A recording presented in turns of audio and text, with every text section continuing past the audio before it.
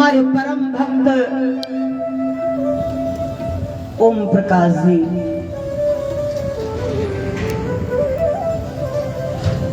की स्मृति में एवं उनके समस्त परिवार की तरफ से ये शुभ संकल्प लिया गया। उनके सुपुत्र श्री हमारे भक्त हैप्पी जी, जिनको सुपुत्र कहा जाए। दुनिया में पुत्र बहुत होते हैं, लेकिन सुपुत्र कोई कोई होता है। और जिसका बेटा सुपुत्र होता है उसका पिता निश्चित ही पितृलोक में प्रभु के श्री चरणों में अपने स्थान को प्राप्त करता है। क्योंकि पुत्र की कामना ही इसलिए की जाती है कि पुत्र मुझे ऐसा मिले जो हमें नरक में जाने से बचा ले और हमको पितृलोक में तृप्त कर दे। कई ऋण हमारे अंदर हमारे ऊपर होते हैं। ऋषि का ऋण होता है, पितृ का ऋण होता है। ये कर्ज है हमारे जीवन के जो हम लेकर के आते हैं। और ऋषि और गुरु के ऋण से तो हम सेवा से मुक्त हो जाते हैं, लेकिन पितृ के ऋण से हम अपने सुपुत्र के किए हुए सत्कर्मों से मुक्त हो जाते हैं।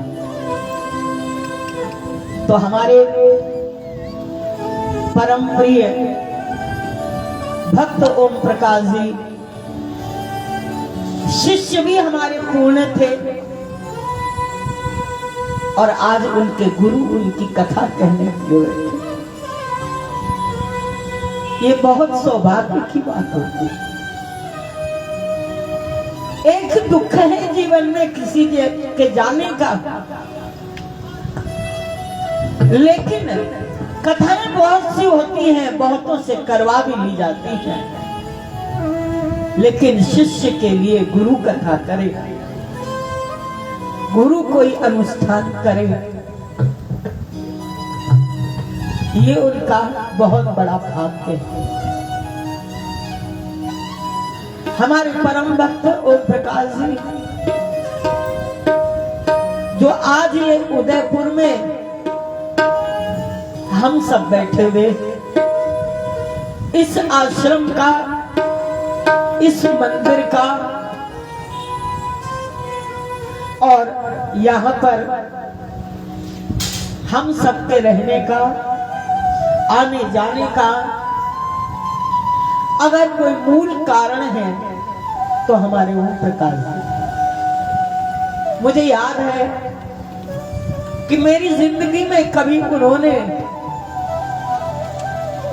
जी के अतिरिक्त कुछ नहीं बोला होगा। कोई भी कार्य मैंने कहा होगा जी जी, कभी उन्होंने किसी बात के लिए मुझे मना नहीं किया हुआ। जब आज मेरे पास हैप्पी का ये फोन आया कि गुरुजी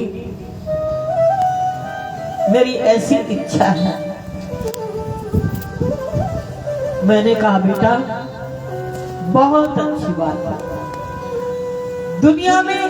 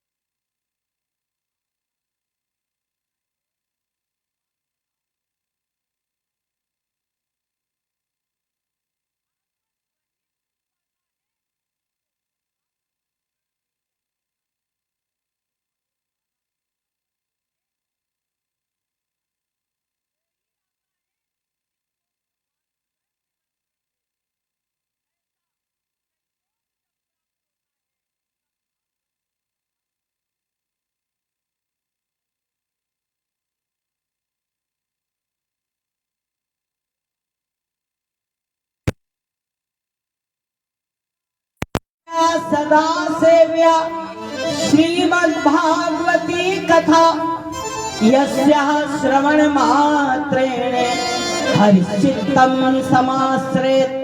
सदा सुनो, हमेशा सुनो।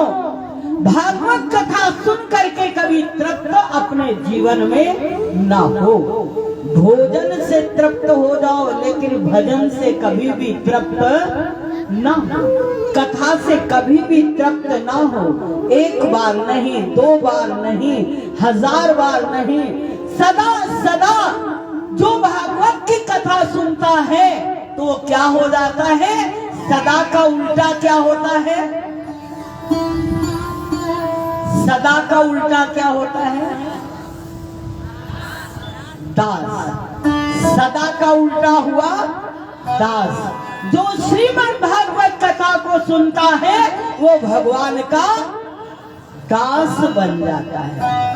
उसके हृदय में भक्ति विराजमान हो जाती है, उसके हृदय में ज्ञान विराजमान हो जाता है, उसके हृदय में प्रभु का निवास हो जाता है। बड़े सुंदर एक भक्त थे जिनका नाम था मधुकर। ओरछा नरेश के रहने वाले और कृष्ण के परम भक्त। उनका नियम था कि रोज वो जब हर कार्य से मुक्त होकर के आते थे तो भगवान कृष्ण के मंदिर में, अपने मंदिर के बाहर नाचते थे। नियम बनाओ, मंदिर जाना जरूर है। नियम ले लो, जब तक मंदिर नहीं जाऊंगा तब तक भोजन नहीं करूंगा। नियम ले लीजिए, नाम नहीं लेंगे। कुछ धर्म ऐसे हैं कि जो अपने समय पर अपने नमाज को अदा, चाहे सुबह हो, चाहे दोपहर हो, चाहे शाम हो, चाहे ट्रेन में हो, चाहे फ्लाइट में हो। कई बार हम फ्लाइट में होते हैं तो देखते हैं वो अपने समय पर, क्योंकि उनका नियम पक्का है। और हम लोग खाने में तो बहुत होशियार हैं, नियम के पक्के।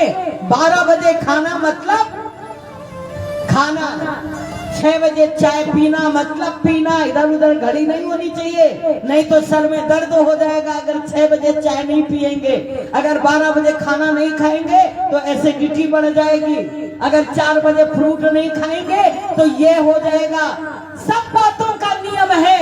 मंदिर आने का नियम है, भजन करने का नियम है। टाइम ही नहीं, टाइम ही नहीं। इतने काम में व्यस्त थे कि गुरुजी मंदिर आता कैसे, काम करूं या मंदिर आऊं? नहीं, ये हमारी सबसे बड़ी जीवन की भूल है। अंत में काम भी साथ नहीं देगा। बिस्तर पर पड़े रहोगे, काम सारे पड़े रहेंगे। अगर तुम्हारा साथ कोई देगा तो भगवत नाम ही साथ देगा, राम नाम ही साथ देगा। सारे साथ उस समय छूट जाएंगे। वो सारे कामों से निवृत्त होकर के उनका नियम था कि रात्रि में आकर के भगवान के मंदिर में नाचते थे, कीर्तन करते थे। गोविंद मेरो है, गोपाल मेरो है, गोविंद मेरो है, गोपाल मेरो है, गोविंद मेरो है, गोपाल मेरो है, गोविंद मेरो है, गोपाल मेरो है। किसका किसका है, जरा हाथ उठा लो।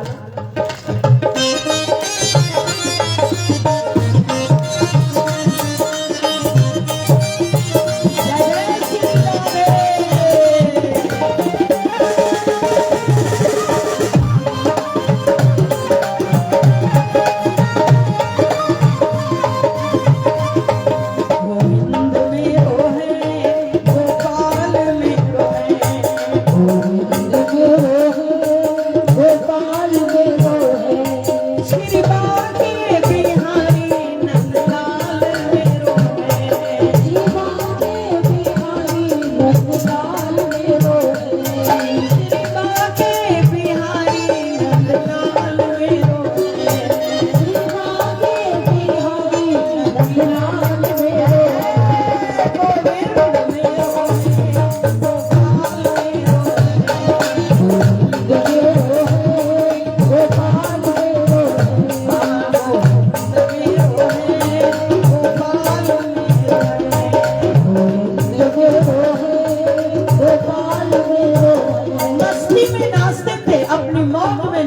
थे।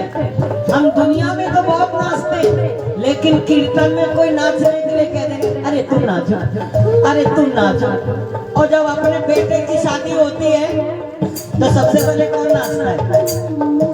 आगे बढ़ के नाचेंगे।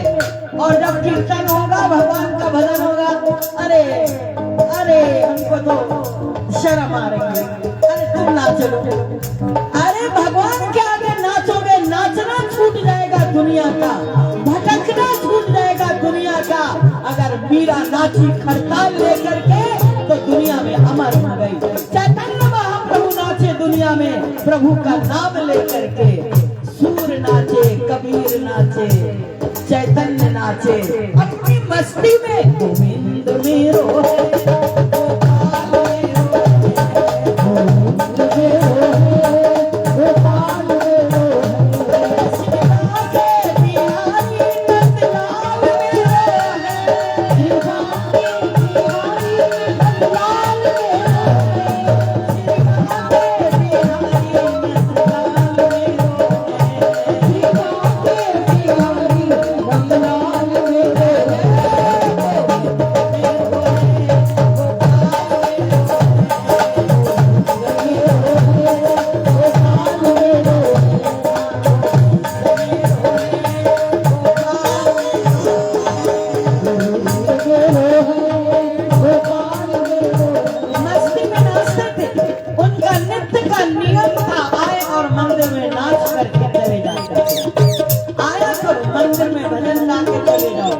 मंदिर में नाच के चले जाओ, मंदिर में भगवान से बात करके चले जाओ, भगवान को हालचाल ले लो, भगवान को हालचाल दे दो। ये दुनिया को हालचाल देने से कोई फायदा, मोबाइल ये चाची ये बात है, चाचा ये बात है, बहना ये बात है, मौसी ये बात है, इनको हालचाल देने से कोई लाभ नहीं मिलेगा। हालचाल देना हो अपने ठाकुर जी को दे दिया करो, अपने प्रभु को दे दिया करो। नाच लेते थे अपनी मस्ती में, आनंद से सो जाता था। एक दिन किसी कार्यवश थोड़ी देरी हो गई। जब देरी हो गई और वो पहुंचे तो मंदिर बंद हो गया। जब मंदिर बंद हो गया तो बड़े परेशान, आज तो मंदिर ही बंद हो गया।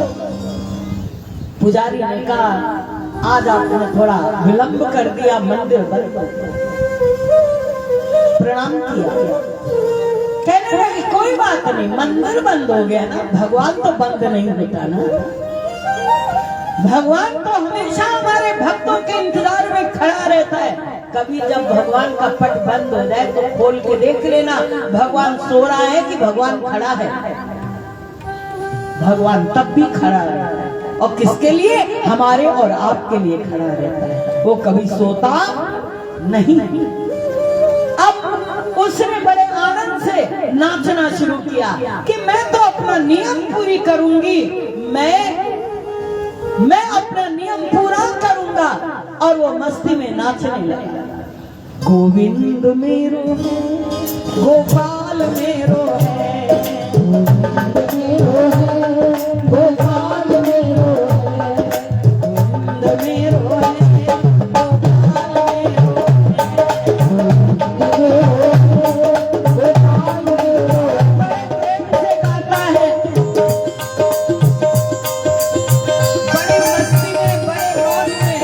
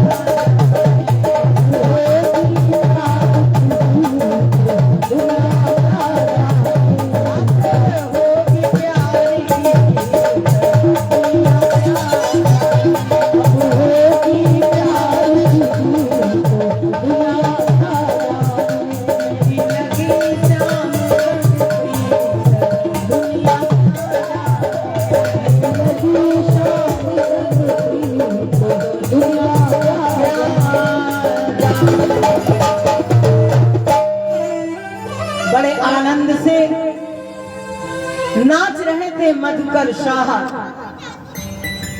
द्वार बंद थे, लेकिन अनायास जब उनकी आंखें खुली तो क्या देखा कि द्वार का मुख जो उत्तर की तरफ था वो दक्षिण की तरफ हो गया। जिधर वो नाच रहे थे ठाकुर जी ने अपना द्वार ही घुमा दिया, उनकी भक्ति और उनके प्रेम को देख, उनके भाव को देखकर। आज हम लोग जिस कथा में बैठे हैं ये कोई पुराण की कथा नहीं है, ये भगवान की वांगमयी साक्षात भगवान कृष्ण ही बैठे हैं। क्योंकि भगवान कृष्ण जब परम धाम को जाने लगे तो उस समय पर उद्धव ने भगवान कृष्ण से पूछा कि प्रभु आप जा रहे हो हम सबको छोड़ करके परम धाम, तो हमारे लिए आधार क्या होगा, हम कैसे इस संसार में रहेंगे।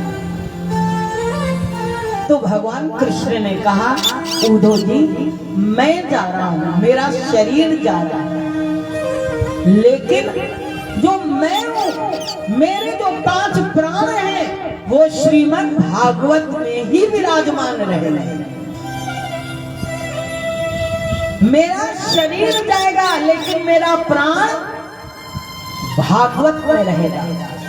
रास पंचाध्याय दशम स्कंद भगवान के 5 प्राण हैं, 5 अध्याय।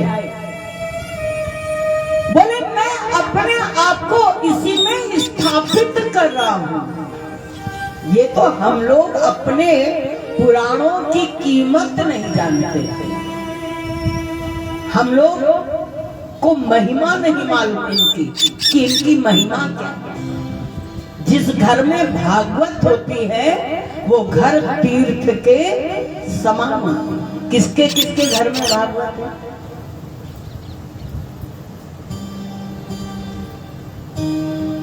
और जिनके यहाँ नहीं है रख लेना। और एक लाइन पढ़ना, आपको समय ना हो पन्ना मत पढ़ना, केवल एक लाइन तो भी कृष्ण मिल जाएंगे, तो भी उनकी कृपा हो जाएगी। भगवान ने कहा मैं इसमें विराजमान हूं। जैसे गुरु ग्रंथ साहिब, गुरु ग्रंथ साहब क्यों लिखा गया? गुरु ग्रंथ साहब गुरु नानक देव ने नहीं लिखा। 10वें अवतार श्री गुरु गोविंद सिंह जी ने लिखा। और वो भी क्यों लिखा? क्योंकि गद्दियों के अनेक विवाद थे। क्योंकि हमारे में माया और गद्दी का लोभ तो होता है, मैं बैठूं मैं बैठूं मैं बैठूं। तब गुरु गोविंद सिंह ने सब महापुरुषों की वाणियों का संकलन किया। रैदास की वाणी, कबीर की वाणी, मीरा की वाणी, गुरु ग्रंथ साहब के अंदर ऐसा कोई भी संत नहीं है जिसकी वाणी ना हो। और सारी वाणी राम राम से भरी हुई है, गोविंद नाम से भरी हुई है। और अंतिम उन्होंने कहा कि सब सिखन को हुक्म है कि गुरु मानियो ग्रंथ। गुरु को प्रगट देह कहा गया कि पूरा शरीर है। हम सबके लिए श्रीमद् भागवत भगवान कृष्ण का शरीर है। 5 प्राण इसमें रख करके गए हैं। स्वयं ये भगवान की वाणी है, लेकिन हम इसकी महिमा नहीं जानते क्योंकि आपने कभी ना पढ़ा ना कभी सुना। इसलिए इस श्रीमद् भागवत कथा को हम लोग भगवान का साक्षात स्वरूप मानते हैं कि ये भगवान का साक्षात स्वरूप है, भगवान का रूप है। इसके पश्चात भागवत को प्रारंभ करते हैं। तो श्रीमद् भागवत का सबसे पहला जो श्लोक है वो सबसे पहला श्लोक है सच्चिदानंद रूपाय विश्वोत्पत्त्यादि हेतवे तापत्रय विनाशाय श्री कृष्णाय वयं नमः। हम लोग भगवान कृष्ण को प्रणाम करते हैं। प्रणाम क्यों करते हैं? कई लोग कहते हैं भगवान को प्रणाम क्यों करें? जरूरी है भगवान को प्रणाम करें? कई कहते हैं हम तो मन से ही प्रणाम कर लेते, मन से ही मंदिर हो जाते हैं। गुरुजी मेरा मन तो मंदिर में ही चला जाता है, तन से ना जाओ। हमने कहा तो मन से खाना भी खा लिया था, मुंह से खाने की जरूरत नहीं है। बहुत बचत हो जाएगी अनाज पानी की। मन से खाना खा लो बस हो गया। नहीं, भगवान को प्रणाम क्यों करते? भगवान को प्रणाम इसलिए करते हैं सच्चिदानंद रूपाय विश्वोत्पत्त्यादि हेतवे तापत्रय विनाशाय श्री कृष्णाय वयं नमः। क्योंकि भगवान सत्य चित्त आनंद स्वरूप। ऐसे भगवान श्री कृष्ण को हम प्रणाम करते हैं, जो जगत की उत्पत्ति, स्थिति और प्रलय के हेतु हैं। आध्यात्मिक, अधिदैविक, अधिभौतिक तीन प्रकार के तापों को नाश करने वाले हैं, तीनों प्रकार के दुखों को दूर करने वाले हैं।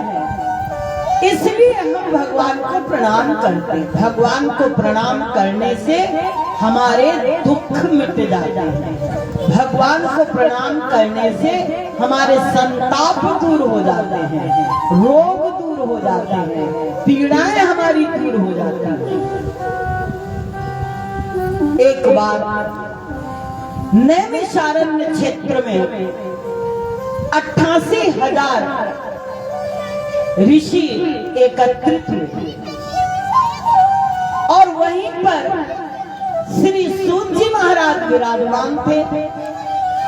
सौनक जी ने सूत जी महाराज के चरणों में प्रणाम किया और सूत जी महाराज के चरणों में प्रणाम करके कहने लगे कि हे मुनि, मैं आपसे कुछ जानना चाहता हूं। आज आप जैसे पुराणों के ज्ञाता, शास्त्रों के ज्ञाता, वेदों के पारंगत, आप जैसे महापुरुष के निकट बैठ करके मैं कुछ जानने की इच्छा रखता हूँ, कुछ पाने की इच्छा रखता हूँ। आप मेरे अज्ञान को दूर कर कर, अज्ञान ध्वांत विध्वंस कोटि सूर्य समप्रभा सूतभ्याहि कथा सारम मम कर्ण रसायनम। हे सूत जी महाराज, हमें ऐसी कोई सार गर्भित कथा सुनाइए जिसके अंदर भक्ति हो, ज्ञान हो, वैराग्य हो और इसके साथ साथ मेरा विवेक भी जागृत हो। विवेक भी जागृत हो। बुद्धि सबके पास होती है, विवेक सबके पास नहीं होता। सामान्य बुद्धि सबके पास है, खाने की, सोने की, रहने की, बैठने की, उठने की, लेकिन विवेक नहीं होता। विवेक किसके पास होता? बिनु सत्संग विवेक न हो, बिनु सत्संग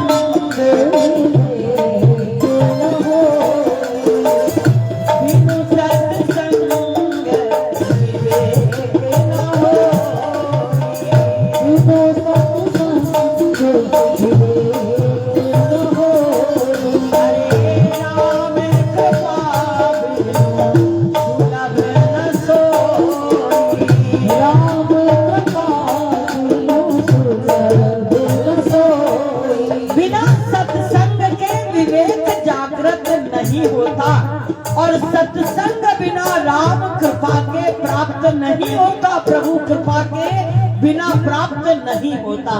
आज मेरा परम सौभाग्य है कि आप जैसे ऋषि बैठे हुए हैं और 88,000 ऋषि बैठे हैं। सोचिए, 88,000 और सूत जी बैठे हैं। बोले आप हमारे अज्ञान को मिटाइए, आप हमें ज्ञान दीजिए, वैराग्य दीजिए, भक्ति दीजिए और विवेक को जागृत करिए। तब सूत जी कहने लगे, बोले बहुत सुंदर प्रश्न किया है। फिर ऋषि कहते हैं कि चिंता मणिर्लोक सुखम सुरद्रु स्वर्ग संपदम प्रयच्छति गुरु प्रीतो वैकुंठम योगी दुर्लभम। चिंतामणि केवल लौकिक सुख दे सकती। एक मणि होती है चिंतामणि, जिसका नाम है, वो सारी चिंताओं का हरण करती। आप जो कहोगे वो समाप्त कर देती। चिंतामणि केवल संसार के सुख देती है। कल्प वृक्ष केवल मन की कामनाओं को पूर्ण कर देती है, लेकिन गुरु प्रसन्न हो जाए तो वैकुंठ का वास दे देता है। वैकुंठ लोक दे देता है। आज आप जैसे सद्गुरु मेरे पास हैं और आप उस पर प्रसन्न होकर के मुझे वो ज्ञान दीजिए कि जिससे मैं वैकुंठ को प्राप्त करूं। गुरु की महिमा अपरंपार है। गुरु बिन भवे निधि करे ना कोई, गुरु बिन भवे निधि करे ना कोई, जो बिरंची शंकर सब होई, जो बिरंची शंकर सब होई। गुरु के बिना संसार सागर से पार नहीं होगे। दुनिया में ऐसा कोई भी देवता देवी भगवान संत नहीं है जिन्होंने गुरु ना किया। हर एक का कोई ना कोई गुरु है। हर एक का कोई गुरु है। भगवान विष्णु के भी गुरु हैं, भगवान शंकर के भी गुरु हैं, हनुमान जी के भी गुरु हैं, राम जी के भी गुरु हैं और भगवान कृष्ण के भी गुरु है। निगुरे के हाथ से तो पानी भी नहीं पीना चाहिए। जिसने गुरु ना किया हो ना, उसके हाथ का पानी भी नहीं पीना चाहिए। वो पी करके भी आदमी अपवित्र हो जाता है। क्योंकि गुरु मंत्र से इंद्रियां, मन, आत्मा, चित्त, बुद्धि सब कुछ निर्मल हो जाता है। बहुत सुंदर एक बार सभा लगी सभी संतों की। उस सभा में सारे लोग बैठे थे, बड़े बड़े ज्ञानी संत ज्ञानेश्वर बैठे थे, संत एकनाथ बैठे थे, संत तुकाराम बैठे थे और गौराई गौरांग बैठे हुए थे, गोरा कुम्हार बैठे हुए थे। सभी बड़े बड़े संतों का समागम था। सत्संग हो रहा। संत जहां बैठेंगे बत्संग तो होगा नहीं, वहां सत्संग ही होगा। बत्संग कहाँ होता है? जहां गृहस्थी बैठते हैं, थोड़ी देर सत्संग करेंगे, उसके बाद बत्संग करेंगे, है ना। चलो भाई, घर में बैठे बैठे किससे बात करें? सत्संग में चलो। एक ऐसा दरबार बना लेंगे, ऐसा मंदिर बना लेंगे कि जहां पर थोड़ी देर तो राम राम हुआ और थोड़ी देर बाद तुम्हारी बहू कैसी है आजकल, तुम्हारी सास कैसी है, और देवरानी जेठानी में बन रही कि नहीं, संसार की बातें शुरू हो जाएंगी। बत्संग भी और सत्संग भी। जितना सत्संग किया था बत्संग करके उतने धो दिया। गुरु नानक देव कहते हैं, तीरथ बरत और दान कर मन में भरे गुमान, नानक निफल जात है जो कुंजर स्नान। पहले हम गंगा में हाथी खूब नहाता है, पानी डाल डाल के नहाता है, खूब डाल डाल के नहाता है और इतना नहाता है कि चमकने लग जाता है। उसके बाद किनारे पर निकलता है और किनारे जाके बालू अपने ऊपर डाल लेता है। यही हाल हमारा आपका है। पहले तो जोरदार कीर्तन करते हैं, भजन करते हैं और जब कीर्तन भजन खत्म हो जाता है तब नाश्ता पानी करके मेरी तेरी करते हैं। उसका क्या हुआ, उसका क्या हुआ, उसका क्या हुआ, फिर वो धूल मिट्टी अपने ऊपर डाल लेते। ये नहीं, सत्संग करो, बत्संग नहीं करो। तो सारे संत मिले आपस में सत्संग के लिए। अनायास सब ज्ञान की गंगा में डूबे हुए थे तो मुक्ताबाई उठी और एक डंडा उठाया और एक डंडा उठा करके संत एकनाथ के सर पर मारा, फिर संत तुकाराम के सर पर मारा, फिर संत ज्ञानेश्वर के सर पे मारा, फिर संत गोरा कुम्हार के सिर पर मारा। सब हंसने लगे, ये हुआ क्या? अभी कोई उठ के आपको डंडा मारना शुरू कर दे तो आप क्या सोचोगे? भैया इनका दिमाग खराब हो गया। सबको मारना शुरू किया, सब हंसने लगे। वाह मुक्ताबाई, आज तुम्हारा कुछ खेल निराला है, कुछ लीला निराली है, सबको डंडा मार रही हो। नामदेव को भी मारा। जब नामदेव को मारा तो नामदेव को बड़ा गुस्सा आया, क्रोध आया। आपने डंडा क्यों मारा मुझे? डंडा मारने की क्या जरूरत है? अरे हम लोग बैठे सत्संग कर रहे, कथा सुन रहे और आप लेके डंडा मारने लग गए सबको। मुक्ताबाई हंसती रही। अरे बोले मजा आ गया, आनंद आ गया। आनंद की बात है, डंडा मारा और आनंद आ गया। तो सारे जो संत बैठे थे वो कहने लगे, अच्छा मुक्ताबाई तुम कारण तो बताओ, क्योंकि संत बिना कारण के कोई काम करता, सबके पीछे मुक्ति छुपी रहती, उनकी हर युक्ति में मुक्ति छुपी रहती है। मार में भी तार देते हैं, मारते भी हैं। राम ने रावण को मारा तो मारा या तारा? तारा। भगवान कभी मारता नहीं, गुरु कभी मारता नहीं, वो हमेशा तार देता है। वो भाग्यशाली शिष्य होते हैं जिनको गुरु डांट दे या जिनको गुरु मार दे। आज हम सब मूर्तियां बैठे, डांट भी खाया, मार भी खाया और अब हार भी पहन रहे हैं। अगर मार और डांट ना मिली होती तो ये हार भी ना मिले। ये रहस्य। तुमने आखिर इनको क्यों मारा? मुक्ताबाई हंस करके कहने लगी कि मैं देख रही थी कच्चा घड़ा कौन है और पक्का घड़ा कौन है। किसने काम को, क्रोध को, लोभ को, मोह को, अहंकार को जीता है? सब तो पक्के हैं, लेकिन नामदेव अभी कच्चे हैं। इनको गुस्सा आ गया। अरे जब हंस रहे थे तो तुम भी हंस रहे थे, लेकिन इनको डंडा पड़ा तो गुस्सा आ गया, क्रोध करने लग गए। क्रोध सबसे बड़ा पाप होता है, ध्यान देना। क्रोध सबसे बड़ा पाप होता है। क्रोध आदमी को अंधा बना देता है, अविवेकी बना देता है, बुद्धिहीनता बना देता है। क्रोध आदमी के शरीर में आग लगा देता है, जो उसको कुछ भी दिखाई देता नहीं। इसलिए क्रोध मत करो, बहुत बड़ी आग है, पूरे घर को जला देगी। नामदेव को बड़ी शर्म आई कि मैं कच्चा घड़ा, इतना भजन करता हूं फिर भी मैं कच्चा घड़ा। वहां से उठे और विट्ठल भगवान के मंदिर में गए। विट्ठल भगवान के मंदिर में जाकर के हाथ जोड़ के रोने लगे, प्रभु इतना भजन में करता हूं, इतना नाम जपता हूं, इतनी सेवा करता हूं, फिर भी मैं कच्चा घड़ा हूं। आज तो सारे संत समाज में मेरा बड़ा अपमान हो गया कि मैं कच्चा घड़ा हूं। भगवान ने कहा, नामदेव इसमें तो कोई संदेह नहीं कि आप फेल हो गए। ना ज्ञानेश्वर ने क्रोध किया, ना एकनाथ ने क्रोध किया, ना तुकाराम ने क्रोध किया, ना गोरा कुमार ने क्रोध किया, आपने क्रोध किया तो आप तो फेल हो गए, आप तो आज कच्चे हैं।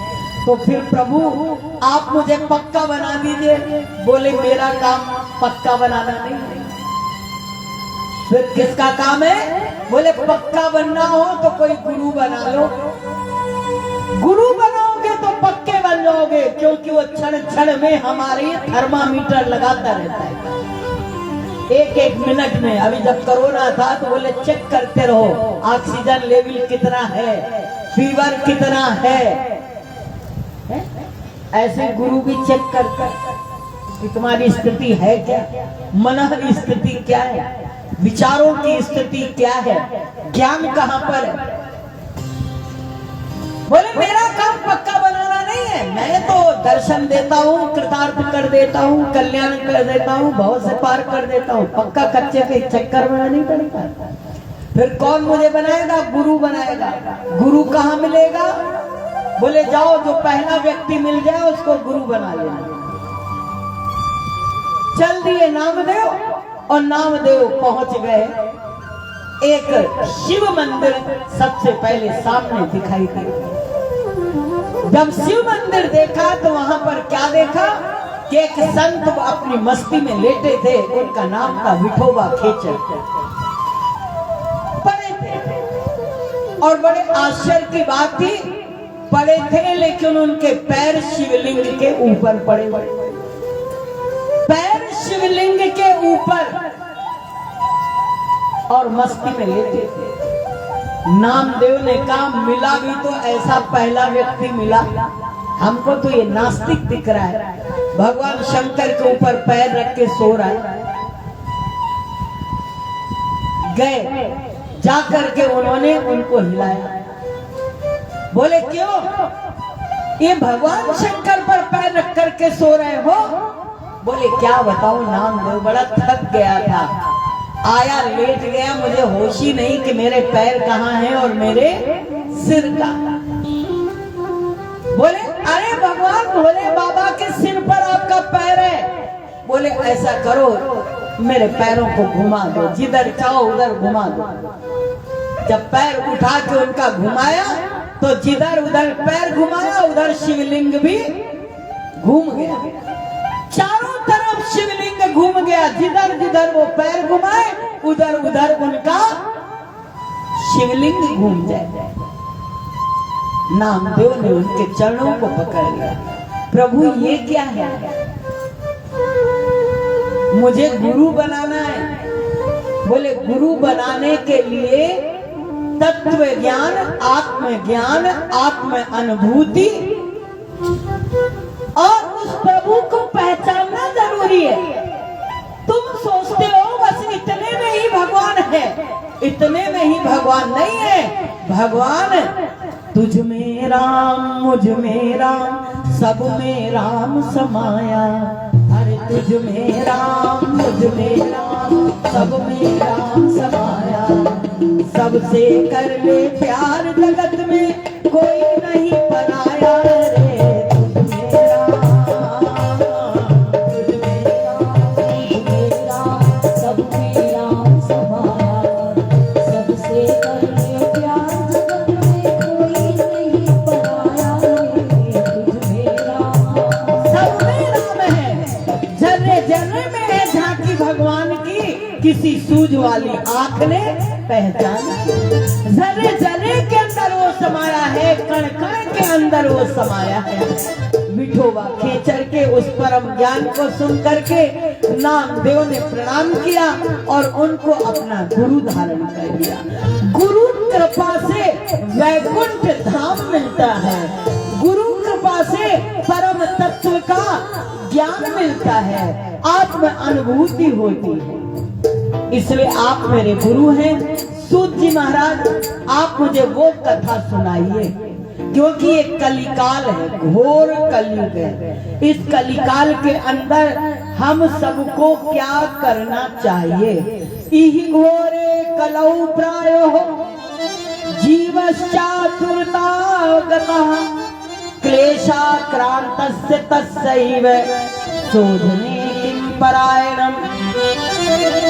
सौनकादि ऋषीश्वर सूत जी से कहते हैं इस कलिकाल में लोग प्रायः आसुरी स्वभाव के हो गए हैं, उनके अंदर देवत्व का भाव नहीं है, उनके अंदर राक्षसी प्रवृत्ति प्रबल हो गई। मैं आपसे पहला तो ये सवाल पूछना चाहता हूँ, प्रश्न पूछना चाहता हूँ कि कलि काल के जीवों का कल्याण कैसे हो और भगवान कृष्ण की प्राप्ति कैसे हो? कैसे भगवान कृष्ण हमको मिलेंगे? वो कोई हमें साधन बताइए, उसका उपाय बताइए, क्योंकि कलयुग में प्रभु की भक्ति आसान नहीं, क्योंकि हमारे अंदर आसुरी वृत्ति ज्यादा है और देव वृत्ति कम। तब सूत जी कहने लगे कृष्ण की प्राप्ति तुम्हें करना है तो तुम इस काल चक्र से जो है बचने के लिए तुम्हें एक साधन है, एक उपाय है, वह है श्रीमद् भागवत कथा। बार बार जन्म और बार बार मृत्यु के चक्कर से मुक्त अगर कोई कर सकती है तो वो है भागवत कथा। एतस्माद् परम किंचन मुना शुद्धेन विद्यते जन्मांतरे भवेत् पुण्यम सदा भागवतम लभेत्। मनुष्य के जब कई जन्मों के पुण्य होते हैं तब उसे भागवत कथा श्रवण करने का लाभ प्राप्त होता है। ये कथा देवताओं को भी दुर्लभ है।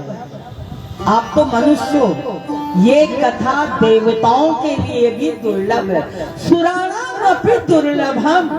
जिस समय सुखदेव जी राजा परीक्षित को कथा सुनाने के लिए बैठे, परीक्षित को ये श्राप मिला कि 7 दिन में आपको तक्षक नाग डसेगा। तो उस समय पर सुखदेव जी आते हैं कथा सुनाने के लिए। 7 दिन में आपकी मृत्यु होगी, ये श्राप मिला। और हम सबको भी 7 ही दिन, ध्यान देना, 7 ही दिन हमारे पास भी है। आज क्या है? रविवार, सोमवार, मंगलवार, बुधवार, गुरुवार, शुक्रवार, शनिवार। कितने दिन हो गए? 7। इन 7 दिन में ही हम लोग मरेंगे।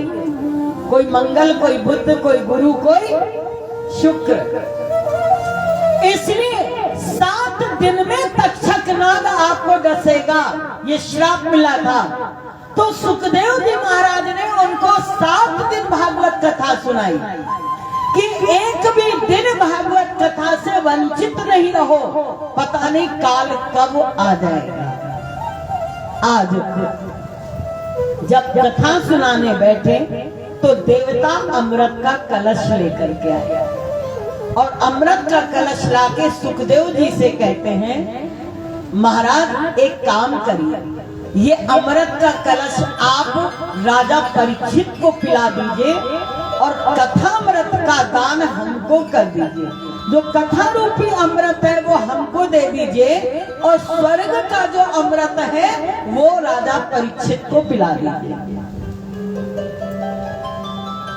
विनिमय बोले। सुखदेव बड़ी जोरों से हंसे, देवताओं की हंसी उड़ाता और हंसी उड़ाते कहते, कहाँ कांच और कहाँ हीरा।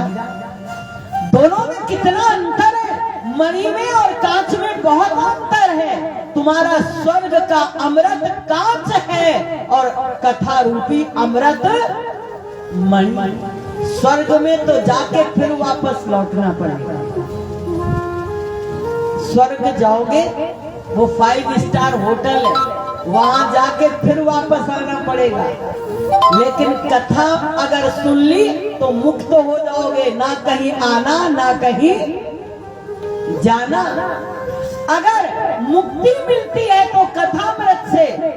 देवताओं, आप व्यापार करने आए हो, लेन देन करने आए हो कि स्वर्ग वाला अमृत ले लीजिए और कथा रूपी अमृत हमको दे दीजिए। हम यहाँ व्यापार करने के लिए नहीं बैठे हैं। जाओ जाओ, तुम अपना अमृत अपने पास रखो, मैं राजा परीक्षित को कथा रूपी अमृत रस का पान कराऊंगा। तब देवता ब्रह्मलोक गए और ब्रह्मलोक में ब्रह्मा जी को बताया। तो क्वा सुधा क्वा कथा लोके क्वा काचा क्वा मणिर महान ब्रह्मरातो विचार्यैवं तदा देवांजहासः अभक्तांश विज्ञाय नाददौ सा कथामृतम् श्रीमद्भागवती वार्ता सुराणामपि दुर्लभम्। ये देवताओं को भी दुर्लभ है। जब इस प्रकार से देवता वापस चले गए तो ब्रह्मा जी से कहने लगे कि हे प्रभु, ये क्या बात, कथा से मुक्ति। ब्रह्मा जी ने तराजू में स्वर्ग का अमृत भी रखा और कथा रूपी अमृत भी रखा, लेकिन तौल में कथा रूपी अमृत भारी हो गया है। इसलिए जीवन में अपने जिन्होंने कथा सुन ली वो परम सौभाग्यशाली है। इसी समय बड़ा सुंदर श्री सूत जी कहते हैं, अब हम आपको भागवत कथा का सुंदर महात्म्य सुनाते हुए, एकदा ही विशालायाम चत्वार ऋषियो मलः सत्संगार्थम समायात सूतात्र नारदम। एक बार की बात है, सनकादि चारों निर्मल ऋषि सत्संग के लिए बद्रीनाथ में आए। चारों ऋषीश्वर सत्संग के लिए बद्रीनाथ में आए, क्योंकि सत्संग केवल मनुष्य लोक में मिलता है, बाकी सत्संग कहीं पर भी नहीं मिलता।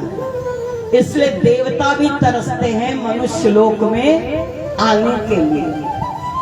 कथा अगर है तो मनुष्य लोक में, सत्संग अगर है तो मनुष्य लोक में, बाकी सब कुछ मिलेगा लेकिन सत्संग नहीं मिलेगा। तो चारों ऋषि आए बद्रीनाथ में, सनक सनंदन सनातन सनत कुमार ये कथा सुनने के लिए आए। तो उन्होंने क्या देखा कि नारद जी बड़े उदास होकर के भागते हुए चले आ रहे हैं, दौड़ते हुए चले आ रहे हैं। जब सनकादि ऋषियों ने नारद जी को उदास मन और व्याकुल मन और बड़ी तेजी तेजी से चलते चलते चले आ रहे हैं, तो उन्होंने पूछा कि इतनी तेजी से भागते हुए आ रहे हैं। जब कोई बहुत तेज चलता है और चेहरा भी उदास होता है तो कुछ ना कोई कारण जरूर होता है, नहीं तो आदमी सामान्य चलता है। लेकिन ये इतनी तेजी से चल रहे हैं और चेहरा भी इनका उदास है।